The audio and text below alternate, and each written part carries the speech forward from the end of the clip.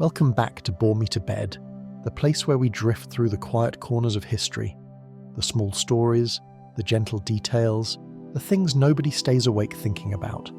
So settle in, breathe easy, and let your mind wander while I talk you softly to sleep. Picture a quiet street late at night. The world around is hushed and still, as if even the city itself has fallen asleep. Storefronts are dark and the houses beyond are quiet, with only an occasional window glowing softly. A gentle breeze might whisper through the trees lining the sidewalk, but otherwise, all is calm.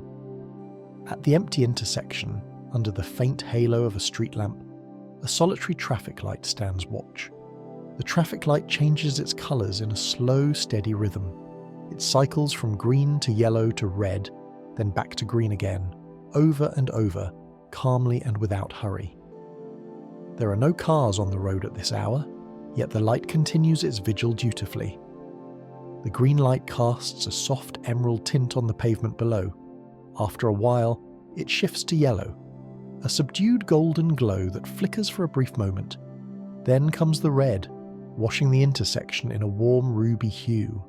It holds on red for a time, as if patiently waiting for someone who might never come at this late hour. But whether or not anyone is there to see it, the traffic light carries on its gentle routine. There is something almost comforting about this quiet, repetitive dance of colours. Like a heartbeat or a lullaby, the changing lights are rhythmic and predictable. The red light reflects off the empty road, the yellow gently fades in and out, and the green beckons silently to an absent crowd of cars. Each colour comes and goes without any fanfare. Just a soft change, a silent signal in the dark, guiding an invisible flow of traffic that isn't there right now. If you listen closely, not with your ears perhaps, but with your imagination, you might almost hear the faint click or hum as the light switches from one colour to the next. It's a peaceful sound in its own way, part of the city's background music. Traffic lights are everywhere in our modern world. We see them daily, at busy crossroads bustling with vehicles, and at sleepy intersections like this one, where they quietly command obedience from even an empty street. Often we take them for granted. We stop when they're red, we go when they're green, scarcely giving a thought to how they know what to do or where they came from. But these silent sentinels have a story of their own. They haven't always been here, blinking their instructions at us. Once upon a time, roads had no such lights at all. Imagine travelling in a city before traffic lights existed. Go back, far back, to an era of horse-drawn carriages and early motor cars clattering over cobblestones. The streets are narrower and filled with a chaotic mix of wagons, carriages, pedestrians crossing wherever they like, and maybe the occasional newfangled automobile causing a stir. There are no coloured beacons at intersections to organise the flow. Instead, perhaps a brave police officer stands in the middle of the crossroads, waving his arms or holding up a hand to stop one direction and let another pass. In some places, mechanical semaphore arms, like the kind used on railways, might be mounted on a post, manually swung into position to signal stop or go. It was a world still figuring out how to bring order to the busy tangle of traffic. It might be hard to believe today, but that chaotic scene was the norm in the early days of road travel. As more people began moving around cities with carriages and cars, intersections became real meeting points of potential conflict. There had to be some way to prevent accidents and gridlock. Early on, traffic police often did this job. They stood exposed in the midst of swirling traffic, sometimes on little raised platforms so they could be seen, using hand signals or handheld signs to direct vehicles. It was a dangerous and exhausting job, requiring constant vigilance and quick judgment. One can imagine on a busy day, an officer in a crisp uniform, blowing a whistle and raising a white-gloved hand to halt a line of horse-drawn hansom cabs while beckoning a stream of delivery carts from the cross street to go through. The drivers would have to watch the officer closely, as would pedestrians hoping to scurry across. As night fell, things grew even trickier. In darkness, a traffic officer's gestures could hardly be seen. Some carried lanterns, perhaps shining red or green lights by hand to signal stop and go in the gloom. It was clear that a better system was needed, something more visible and consistent day or night that could stand out amid the clatter and noise. This is where the idea of the traffic light was born. It started, as many innovations do, with a simple yet imaginative idea: borrowing a concept from the railways. Railroads at the time used signals to tell trains when to stop or go, often with coloured lights or semaphore arms. Red was already widely understood to mean stop. It signalled danger or the need to halt, something ingrained from its use in warning lamps and signals. Green often meant go or all clear on the rails, and so someone thought, why not use a similar idea for the roads? The very first attempt at something like a traffic light took place in London, way back in the year 1868. At that time, London was a bustling city with horse-drawn traffic congesting the streets, especially near important places like the Houses of Parliament. An inventive railway engineer named John Peake Knight came up with a plan to manage the chaos at an intersection in Westminster, right outside the British Parliament building. His idea was to use a signal that combined mechanical arms for daytime, like the railroad semaphores, with gas-powered lamps for night. By day, an arm on a post could be raised or lowered to indicate whether traffic should stop or proceed with caution. By night, a red or green gas light would serve the purpose. So one December day in 1868, they installed this device at Bridge Street in London. Picture it. A tall iron post about 20 feet high, holding out semaphore arms. During the day, if the arm was horizontal, it meant stop, like a policeman's extended arm. If the arm was angled downwards, it meant caution, proceed slowly. At night, that arm wasn't visible, so a gas lantern on the post showed red or green light. Red meant stop, naturally, and green meant something like, caution, you may go. It wasn't quite the same as our modern green for full speed ahead, but it told drivers they could carefully proceed through the intersection. A police constable was still needed to operate this contraption. He would stand at the base of the post and use a lever to rotate the lantern to show the appropriate light to each street in turn, and to move the semaphore arms as needed. It was an early traffic controller, half manual, half mechanical. For a short time, it worked. Londoners were treated to a novel sight, a traffic signal giving directions without a person standing in the middle of the road. People could see the red and green lights after dark, which was an improvement on trying to spot a person with a lantern.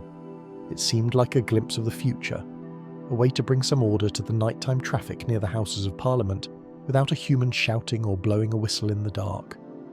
One can imagine the gaslight flickering on a foggy London evening, casting a coloured glow that cut through the dim light of gas lamps along the street. However, this first traffic light had a rather short and unfortunate run. The problem was that it ran on gas, like a street lamp, and gas lamps, especially in those days, could be fickle and dangerous.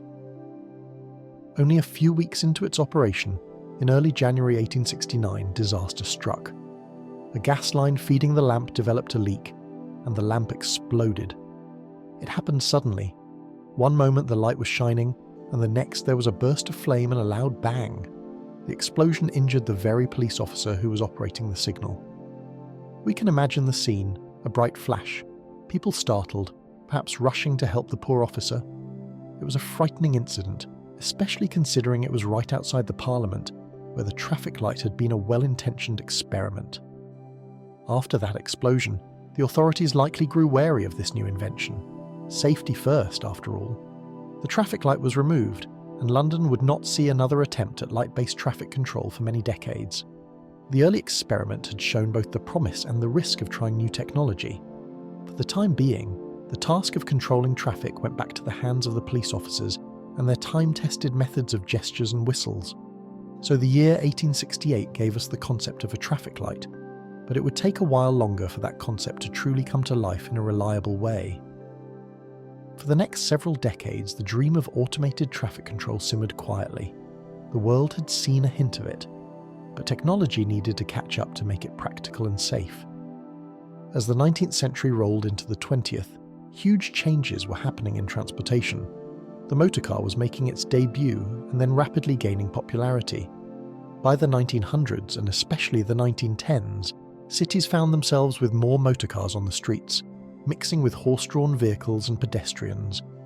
Imagine the noise of those early engines, the beeping of horns, or perhaps the clanging of bells, since early cars sometimes had bells, and the general excitement and confusion of a city street trying to accommodate new machines that moved faster than the old horse-drawn carriages.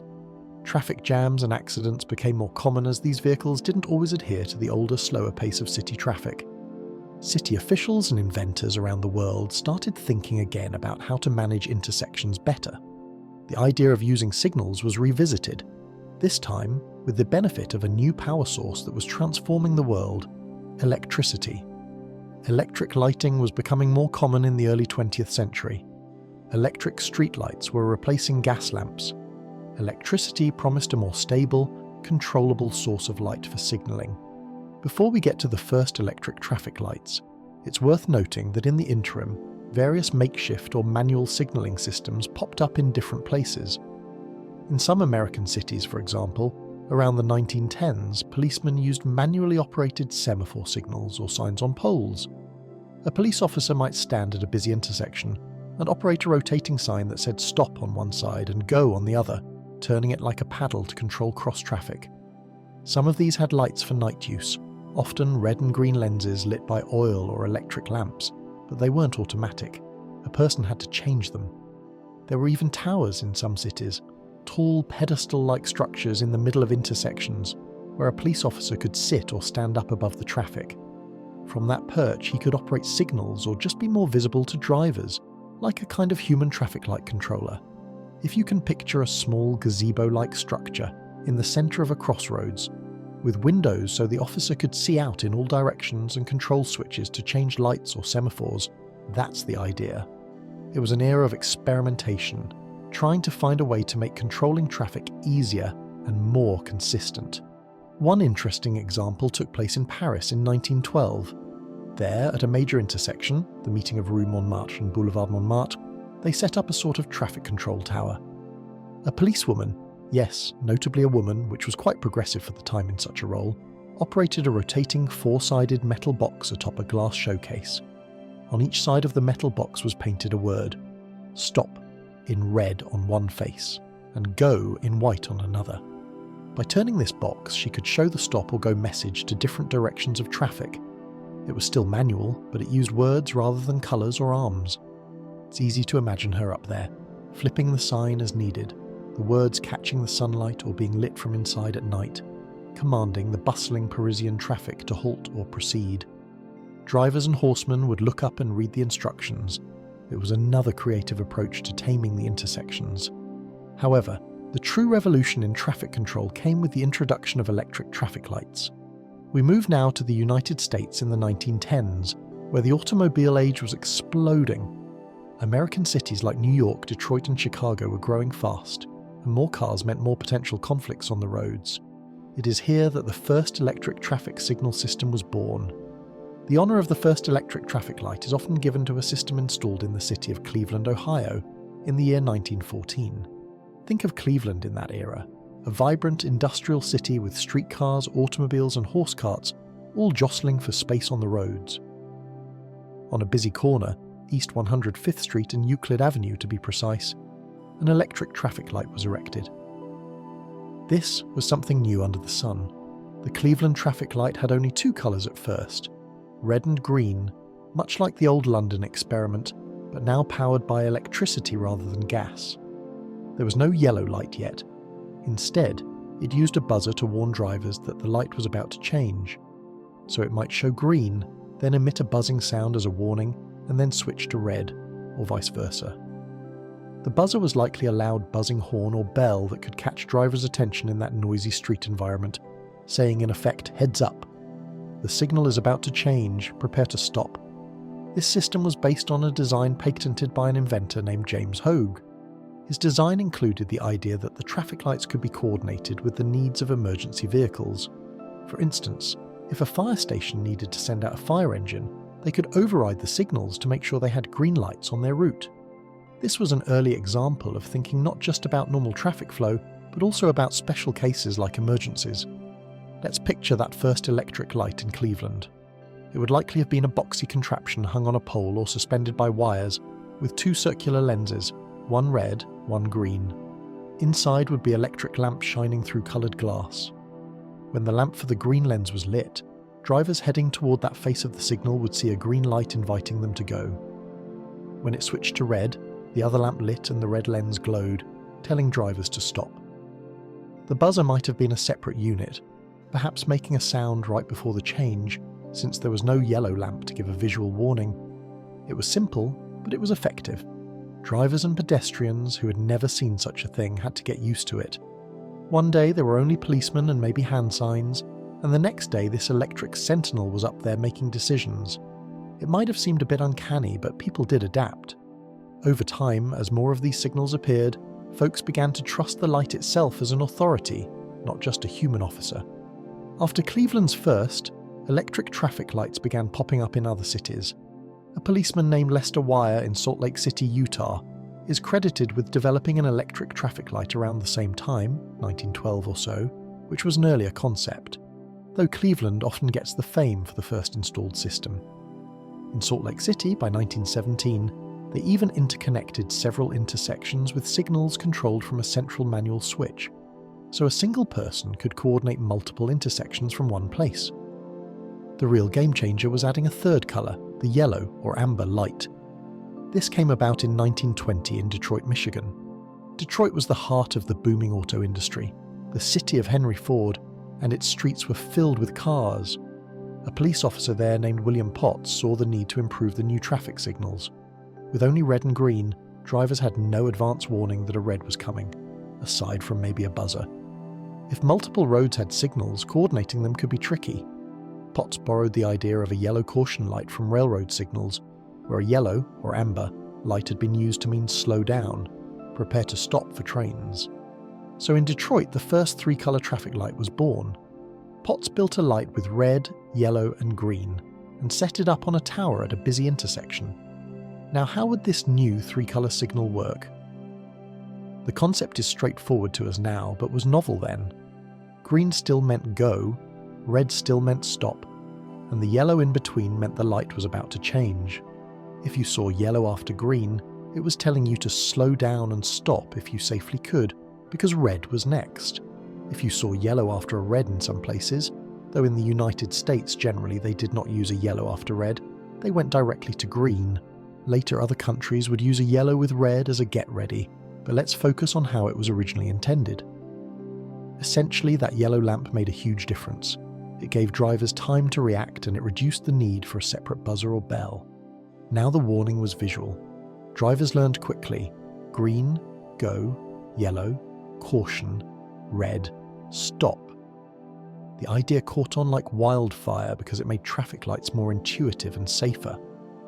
William Potts apparently built several of these lights using railroad electrical relays and circuits, and since he was a policeman and not a businessman, he never patented the idea or became rich from it. He just wanted to solve a problem in his city. Soon enough, other cities adopted the three-light system. By the mid-1920s, the red-yellow-green trio had become the standard pattern for traffic lights in America, and eventually the world. As the 1920s progressed, traffic lights spread to cities across the United States and beyond. Each city might have had a slightly different system at first. There were different manufacturers and inventors in the game. Some early lights were even two-faced or had words instead of colours, like stop and go signs that lit up. But gradually everyone saw the wisdom in using colours, and specifically these colours that matched the railroad precedent and human psychology. Red for stop, a colour that naturally signals caution or danger. Green for go, a colour that feels calm and natural, indicating safety. And yellow or amber for the intermediary, a colour that stands out and suggests caution without the commanding tone of red. It's fascinating to consider why these colours were chosen. Part of it was convention from railroads. Red has long been associated with danger. Think of red flags, red lights, or red ink. It's the colour of blood and fire, things that universally signal danger or the need to pay attention. Human eyes are also quite attuned to red. It stands out sharply against most backgrounds, especially in an era when city lights were dimmer and most signage was not neon bright. A bright red light could really catch your eye. Green, on the other hand, has a shorter wavelength and is generally perceived as a cooler, more passive colour. Perhaps there's some psychology there, but effectively green had been used as the all-clear in railroads after they moved away from white as the go signal for safety reasons, and people took to it readily as meaning the way is clear to proceed. Yellow, amber, sits between red and green on the spectrum and in feeling. It's warm, bright, and noticeable, but not as intense as red. It's a perfect colour to say, caution. On railroads, they introduced yellow to mean caution because it grabbed attention without being a command to stop outright. So in traffic signals, that amber light was intuitive as the phase that means slow down, prepare to stop. By the late 1920s, many countries were installing traffic lights in their cities and towns, making roads safer and more orderly. The world standard was set to red, yellow, green lights, usually arranged in a vertical stack, red on top, then yellow, then green at the bottom, or sometimes hung horizontally with red at one end and green at the other. Each country implemented them with slight variations in rules and styles, but the basic concept was universal. For example, in the United States, the red light goes directly to green when it changes. There's no intermediate step once it's red. It stays red until it's time for green, then suddenly green appears. In some other countries like the UK, the red light is followed by a moment where both the red and yellow lights shine together just before the green comes on. That red and amber phase is basically a get ready signal, warning drivers that the light is about to turn green. When drivers see both red and yellow glowing, they know to prepare to go, maybe put the car in gear or get their foot ready on the pedal. But they still must wait until the green actually shows to start moving. Once green comes, the red and yellow go off, and traffic moves. All of these slight differences serve the same purpose: to manage the transition between stop and go smoothly. Whether it's a brief flash of both colours or a simple straight switch, the idea is to ensure drivers have time to react and that intersections clear safely before cross-traffic gets a green. So, as of the 1930s, many major cities worldwide had traffic lights, and they were generally welcomed as a sensible solution to what had been a chaotic problem. The introduction of automated traffic signals required people to change their behaviour, certainly. Some old habits, like barreling into an intersection and relying on eye contact or assertiveness to get through, had to give way to a new habit: obeying the light. Most urban communities welcomed traffic lights. Signals were seen by many as fairer and more reliable than human control, not prone to the biases or fatigue a police officer might have. Of course, patience is still required. Sitting at a red light, especially when you're in a hurry, can be vexing, but the alternative, everyone rushing in simultaneously from all directions, would be far worse. It might be interesting, while we're sitting calmly here imagining all this, to reflect on that moment of waiting at a red light. It's something nearly every driver has experienced countless times. When that light is red, you have no choice but to pause. It's a universal little timeout. In a way, it forces you to slow down for a moment in your busy day. Some people drum their fingers on the steering wheel or check the time, but others might use that pause to take a breath, maybe notice the world around them a bit, the architecture of the buildings on the corner, the pedestrians waiting to cross, or the colour of the sky. In our fast-paced lives, those brief enforced pauses at red lights can be oddly grounding if you embrace them. Instead of thinking of them as annoyances, one can see them as small islands of calm in a moving world.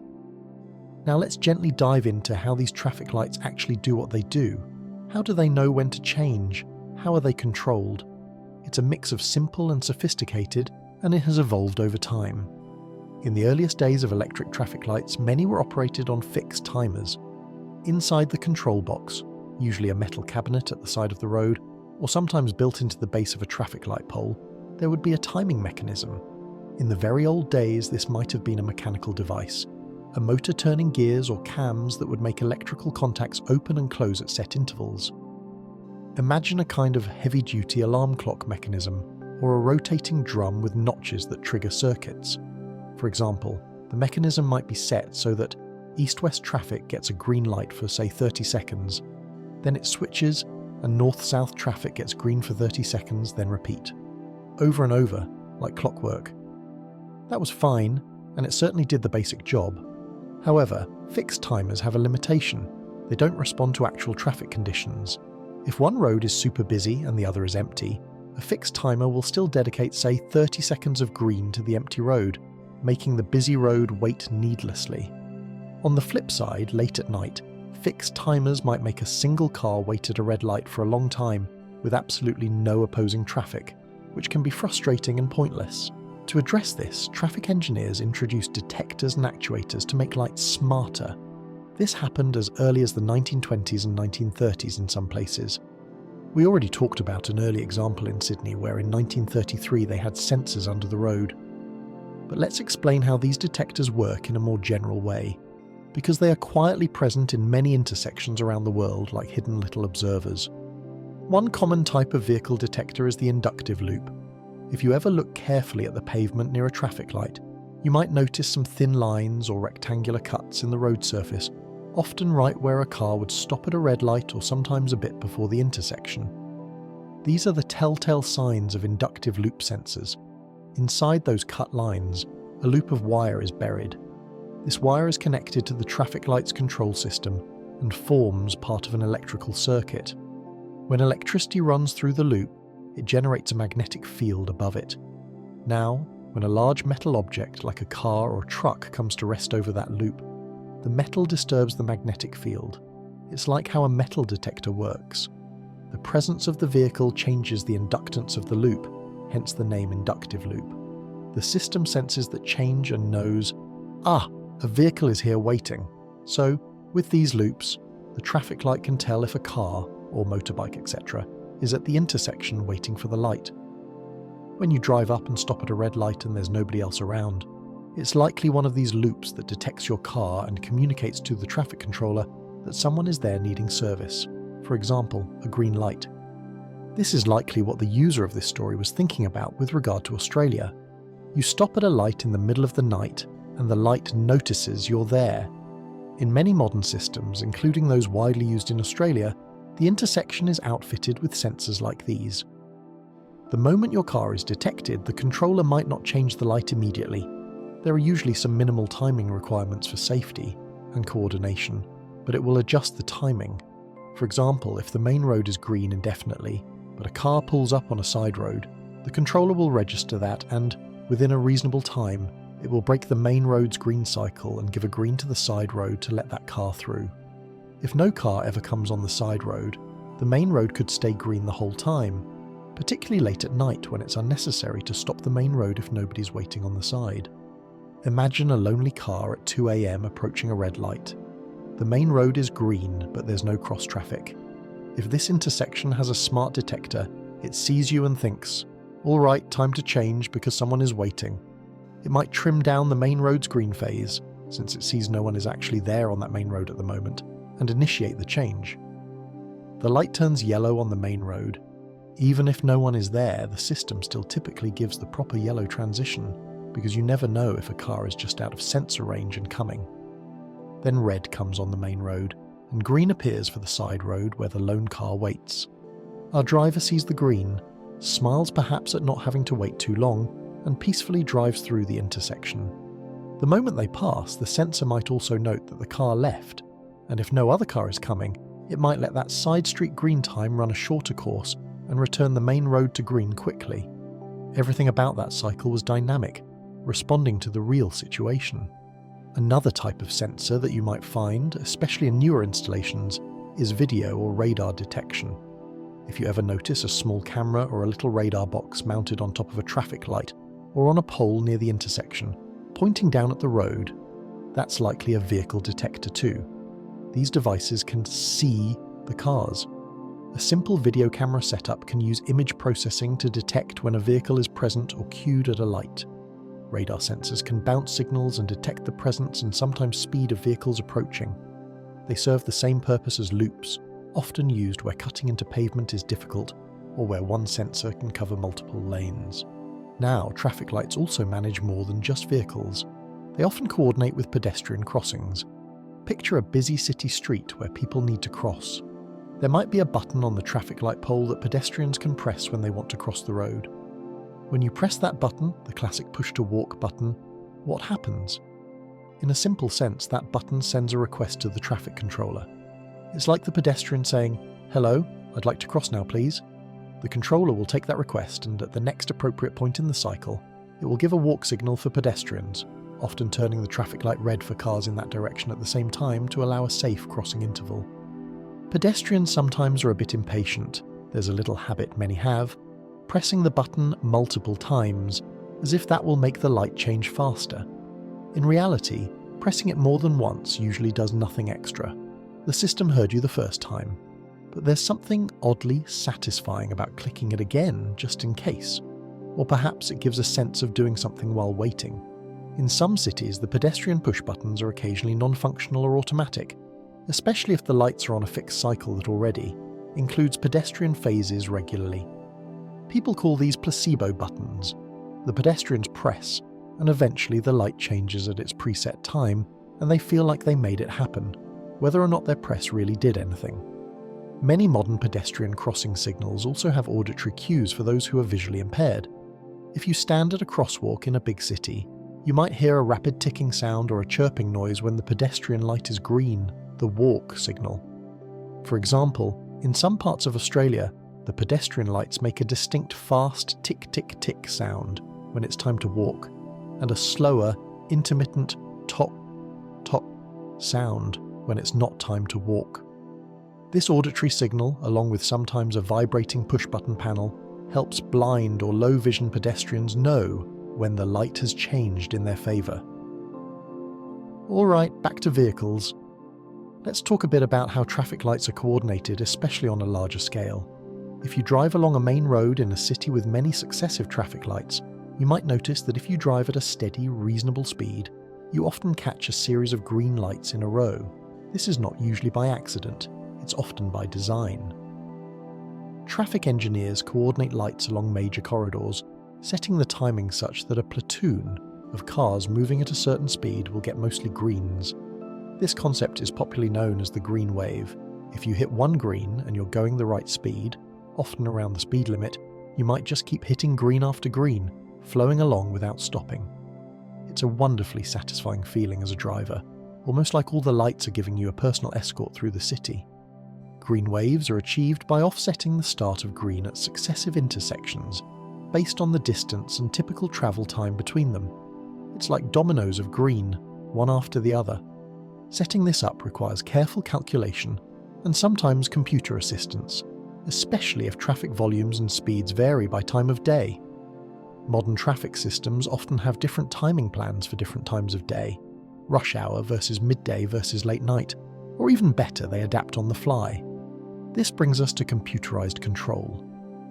By the 1950s and 1960s, the world was starting to use computers for various control tasks, and traffic lights were no exception.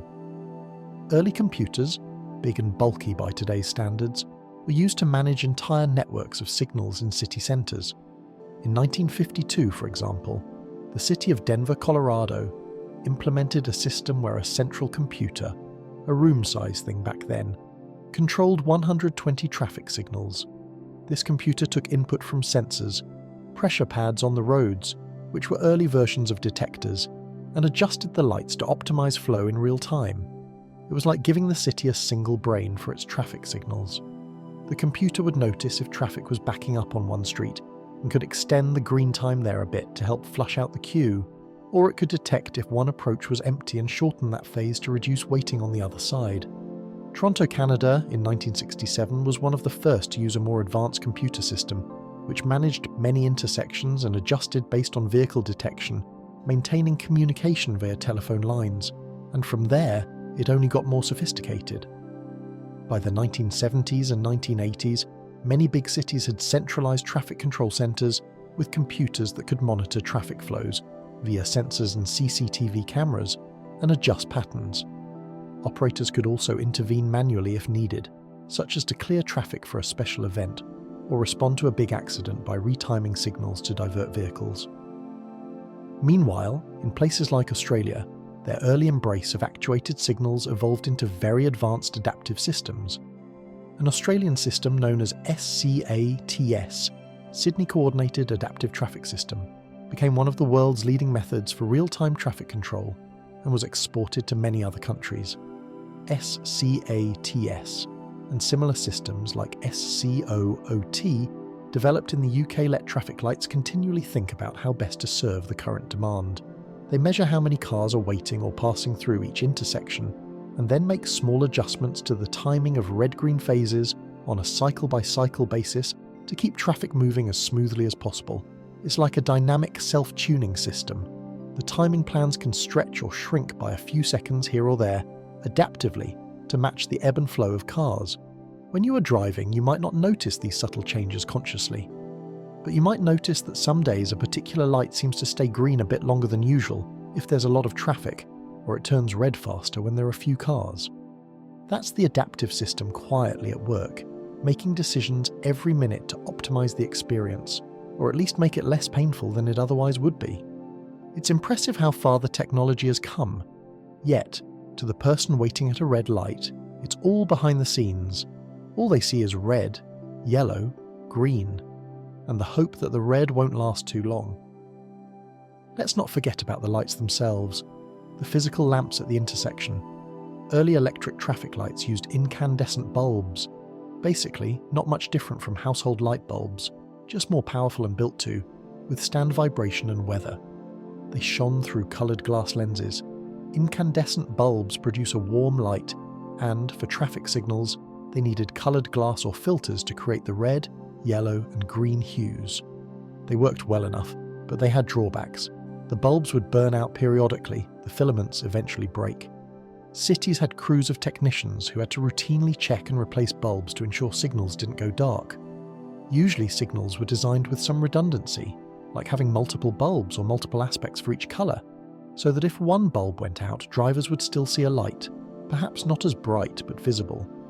But still, bulbs needed changing perhaps every year or even more often, and you can imagine in a big city with thousands of signal heads, that's a lot of maintenance.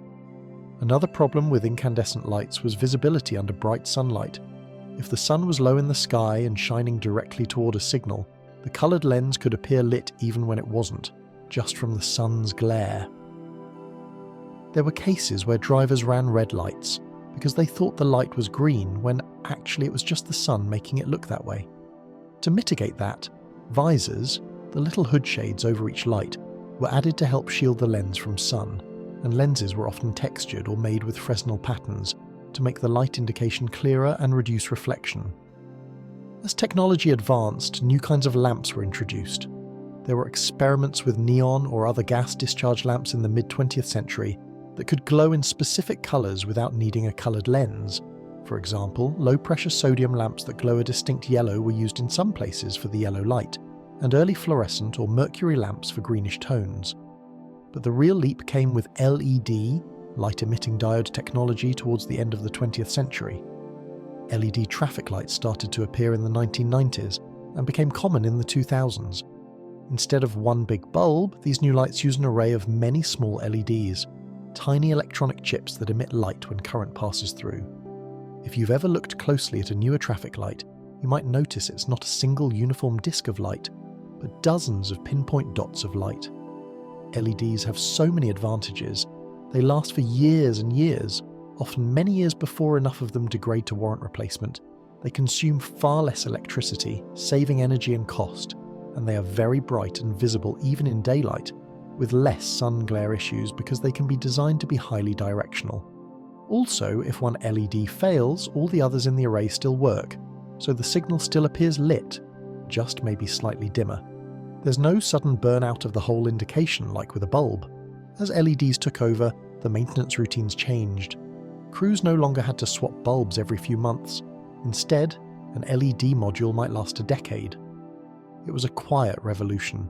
Drivers may not have even noticed the change, except that one day they might think, "Oh, I can see that red light better in the sun," or "I haven't seen a traffic light out in a long time." Another little detail. Have you noticed how traffic lights for vehicles are usually arranged vertically in most places, with red on top, but sometimes horizontally, with red at the leftmost position? The order is kept consistent so that even if someone is colourblind or if a bulb were out, in the old days, one could still interpret the signal by position. Red on top or left means stop, green on bottom or right means go. There are also slight variations in different countries. For example, in North America, traffic lights are often hung over the road or on the far side of the intersection, whereas in many European countries, traffic lights are usually found at the near side of the intersection. You stop before the light and it's right there at the stop line. But wherever you go, the colours themselves mean the same thing. In fact, the traffic light's red, yellow, green has become something of a universal language. People even use the concept metaphorically in everyday speech. We say, gave the green light to mean gave permission to go ahead with something, or ran a red light to mean someone ignored a clear warning or prohibition. That shows how deeply embedded these signals are in our minds and cultures. Almost anywhere you travel, you don't need to speak the local language to understand the traffic lights.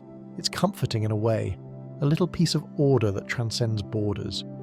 Beyond the basic 3 lights, many intersections also have additional lights like turn arrows or special signals for specific lanes. For example, a green arrow might allow you to make a turn while other traffic still has to stay put. These arrows follow the same colour logic. A green arrow means you can go in that direction, turn. A yellow arrow means that protected turn phase is ending, and a red arrow means you must not go in that direction. Different places have different practices with these. In some areas, a red arrow is strictly used to prohibit turning on red, even if the main light is green. Common in the US for left turns across traffic, or sometimes right turns in certain conditions. In other places, they may not use a red arrow at all, and just rely on signage or road markings. Another rule difference: in some countries it's legal to make a turn on a red light after stopping, whereas in others it's not.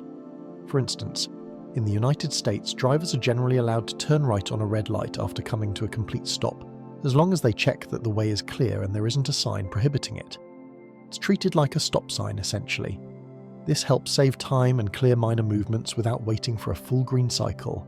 However, in countries like the UK or Australia, where traffic drives on the left side, the equivalent manoeuvre, a left turn on red, is typically not allowed unless explicitly signposted at certain intersections.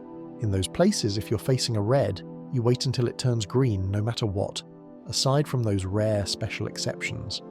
This just goes to show that while the meaning of the lights is standardised, local traffic regulations can tweak how we use them. But let's steer back to the technical workings and history, delivered softly. By the mid-late 20th century, traffic lights were improving intersection safety and efficiency worldwide. But as the number of cars kept growing, the quest to optimise traffic flow continued. The 1960s and 1970s saw the rise of solid-state electronics in controllers, replacing many of the old mechanical parts with electronic timers and relay logic. This made controllers more compact and reliable, and they could implement more complex timing strategies. For example, controllers could now handle conditional logic like, if no car is detected on this approach, skip that green phase this cycle, or, if traffic is very heavy in one direction, extend the green a bit but not beyond a certain max. They also introduced coordinated systems on a citywide scale, where a central computer or synchronized clocks would keep all the lights in step. Traffic engineers also played with ideas for different modes of operation depending on conditions. One idea that emerged was a late-night mode where the signals wouldn't run the normal cycle when traffic volumes are low. Instead, an intersection might switch to a flashing mode. Flashing mode is something some communities do late at night when traffic is sparse. Typically it would flash yellow on the main road, meaning cross with caution, you don't have to stop but be alert, and flash red on the side road, meaning treat it as a stop sign, stop, then go when clear. This essentially turns the intersection into a yield for the main road and a stop for the side road, which is usually fine at 3 AM when one road is empty and the other nearly so. Not every place uses flashing operation at night. Some simply keep the normal cycle 24/7, especially if they have those sensors, so the main street just stays green until a car comes on the side street. But flashing mode is a tool that has been used to reduce unnecessary waiting, and also perhaps reduce fuel waste from idling at red lights when no one is around. Nowadays, with the prevalence of sensors, many traffic lights can accomplish the same goal by just staying green until triggered, rather than going into a flash. So the use of flashing signals is less common than it used to be, but you still see it sometimes in smaller towns or older systems. The controllers also often have built-in conflict monitors, safety devices that ensure that conflicting lights, like two greens that would cross, paths cannot be on at the same time. If a malfunction is detected, say a bulb is out, or a wiring fault makes an impossible combination like green in all directions, the conflict monitor will kick the signal into an all-flashing state, usually flashing red in all directions, essentially turning the intersection into a four-way, stop as a fail-safe, rather than risk showing conflicting instructions. So there are layers of protection to maintain the trust we place in these lights. Beyond the normal cars and pedestrians, traffic lights have even more responsibilities at times. Some are equipped to give priority to public transportation or emergency vehicles. How do they do that? For emergency vehicles like ambulances and fire trucks, some cities use special sensors that detect a strobe light pattern emitted by the vehicle, or a radio signal or infrared pulse. For example, an ambulance might have a device that sends a coded flash of light, invisible to the eye, or sometimes visible as a kind of white, flicker to receivers mounted on the traffic light. When the controller detects that, it can preempt the normal cycle and give a green light to the direction the ambulance is coming from, and red to all others, so the emergency vehicle can get through quickly and safely. You might have experienced sitting at a red light and seeing an ambulance coming up behind, and suddenly the light turns green for you and others in that direction, allowing the ambulance to keep moving. It feels almost magical, but it's likely a system working behind the scenes to prioritize that emergency. For public transit like buses or trams, there are also priority systems. A bus might be slightly behind schedule, and as it approaches a light, the system knows, through a GPS-based communication, that this bus could use a little help. The light might then stay green a few seconds longer than it normally would, just to let the bus through, or turn green a bit sooner if the bus is waiting. The effect on other traffic is small, a few seconds difference, but it can help the bus stay on schedule and make transit more efficient. Cities want to encourage people to use public transport, and giving buses a slight edge at lights is one way to make that option more attractive without significantly impacting others. Now, stepping back a bit, recall those imaginative variations in traffic signal design that didn't quite become the standard. One early creative variation in Melbourne, Australia, was a traffic signal called the Marshall light, invented in the 1930s by Charles Marshall. The Marshall light was a clock-like traffic signal. Instead of the three lights changing, it had a dial that rotated like a clock hand. The face of the clock was coloured in segments, a green section, then a yellow section, then a red section. The hand would sweep around and point to the coloured section corresponding to the current right of way. So if the hand was in the green section, it meant go, and you could also tell how much time was left because as the hand moved closer to the end of the green segment, you knew it was about to transition. Then it would sweep through the yellow section, meaning caution, the change is imminent, then into red, meaning stop. On the red section, likewise, you could see how much time remained before it would leave red and go to green again. It was an ingenious way to convey not just the command, stop or go, but the time remaining for that command. People hadn't seen anything like that. Melbourne installed a number of Marshall lights in the 1940s and 50s at various intersections. They apparently worked, but imagine if you weren't used to it. It might require a little more interpretation than a simple coloured light. Drivers had to read the position of a dial, almost like reading a clock while driving, which might not have been ideal in practice. Over time, they phased those out in favour of the international standard lights. The Marshall lights were a charming footnote in history. They showed an alternate path that traffic control could have taken. In fact, similar clock-style signals were also tried in a few other places, like in some parts of Europe mid-century. But ultimately, the simplicity and clarity of the red, yellow, green lights won out everywhere. It's interesting to think of those alternate designs, but if you saw one today, it would likely be more of a museum piece or art installation than a functional traffic device. As we wander through this history and technical landscape, it's intriguing how something so utilitarian as a traffic light can have such variety and evolution. Yet, in daily life, we just see them as static objects, part of the scenery. We sometimes even curse them when we're late and they seem to all turn red on us, or we praise them silently when we catch a nice run of greens. Let's imagine ourselves now at a crossroads somewhere far from the busy city, perhaps a small town or a quiet suburb, where a single traffic light hangs over an intersection with maybe just one car approaching. It's a lazy afternoon or maybe a tranquil morning. The birds are chirping and there's hardly any traffic. The lone car approaches on the side road, and up ahead the traffic light is red for them. The main road has green, but there's no one on the main road at this moment. If this is an old-style fixed-time light, that poor driver might sit for a minute waiting for the light to run through its cycle, stopping for absolutely no reason as nothing crosses in front. But if this is a smarter, sensor-equipped light, what happens? The car triggers the sensor loop under the pavement, silently alerting the controller that someone is here. The main road's green may then soon end, perhaps after just a few more seconds, if it has already been green for a while with no cars. The light turns yellow on the main road, Even if no one is around on that road, the system sticks to the rules and shows yellow as a heads up. Then red comes on the main road, and green appears for the side road where the lone car waits. Our driver sees the green, smiles perhaps at not having to wait too long, and peacefully drives through the intersection. The moment they pass, the sensor notes that the car left. If no other car is coming on that side, it might allow that green to terminate early. Soon, the main road will get the green back. Everything about that cycle adjusts to what's actually happening, almost like the light was watching and making a courteous decision to accommodate that single car. From the driver's perspective, it felt smooth and ordinary. They might not even realize a sensor was involved. To them, the light just changed, as usual. But behind the scenes, a whole sequence of detection and logic was executed seamlessly to minimize delay. All this without the driver needing to think about it, which is exactly how it should be. Now, let's consider a busier scenario, like a downtown during rush hour. Here, every direction has vehicles, and maybe there's heavy pedestrian traffic too. The traffic lights are cycling, but how long should each direction get green? Typically, traffic engineers program different cycle lengths for different times of day.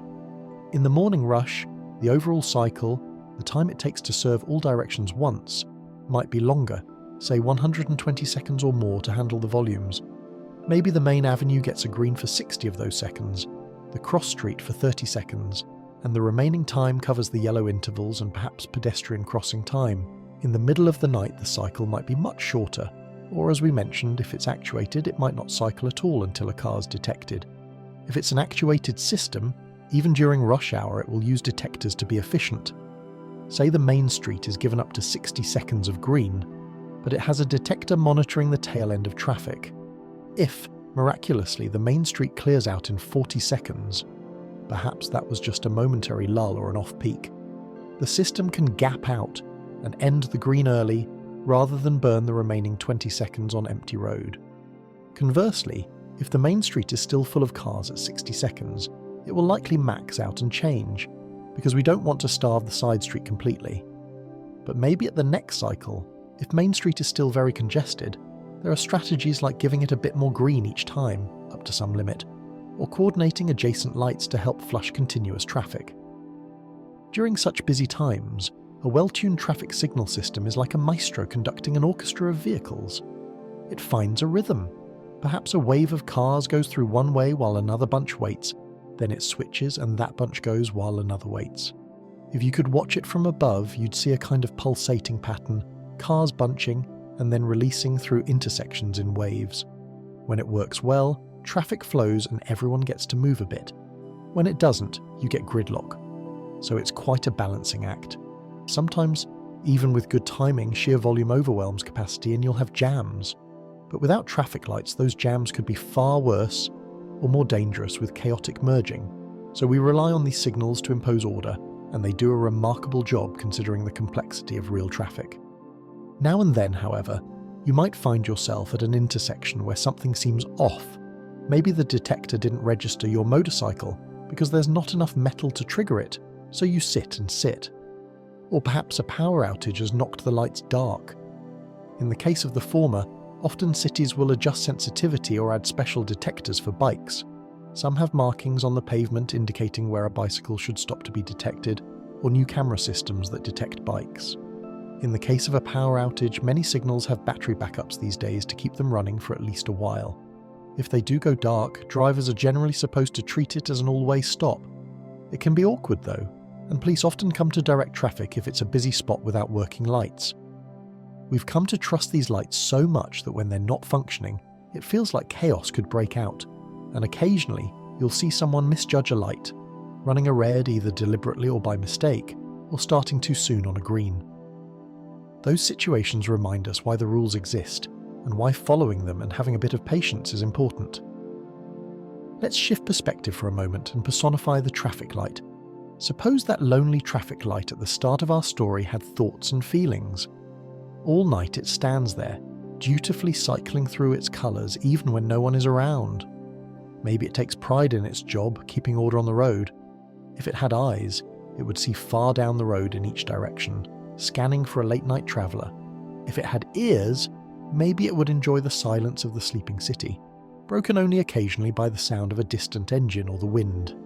Perhaps in our little imaginative exercise, the traffic light almost gets a bit bored during those long empty hours. But then, at last, a car approaches. The light perks up in a sense. Ah, someone is here. It senses the car, through its inductive loop, its version of a touch or a feel, and prepares to change the light. It turns the main road yellow and then red, and offers a green to the waiting car. Maybe, if it could feel satisfaction, it would be happy to have helped that lone driver on their way, like a host opening a door for a late guest. As the car's taillights disappear into the dark, the traffic light might feel a quiet satisfaction at having done its duty, helped someone pass safely through its intersection. Then it returns to its routine, back to the slow, steady changing of lights with an empty road in front of it.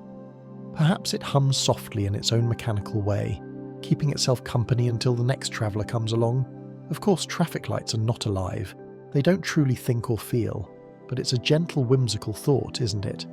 In reality, the mind of a traffic light is just circuits and software. Yet, in its consistent, unwavering behaviour, there's a kind of reliability that we almost lean on emotionally. We trust a traffic light to do the right thing at the right time. When we approach an intersection and our light is green, we proceed through with the confidence that cross-traffic has a red and will stay put. That trust is crucial. If people didn't trust the lights, driving would be incredibly tense. You'd be slowing or stopping at every intersection regardless of the light, just in case someone else didn't stop. It's because virtually everyone plays by the rules that we can have that trust. And largely that trust is well placed because of how carefully these systems are designed and maintained. It's sort of beautiful if you think about it.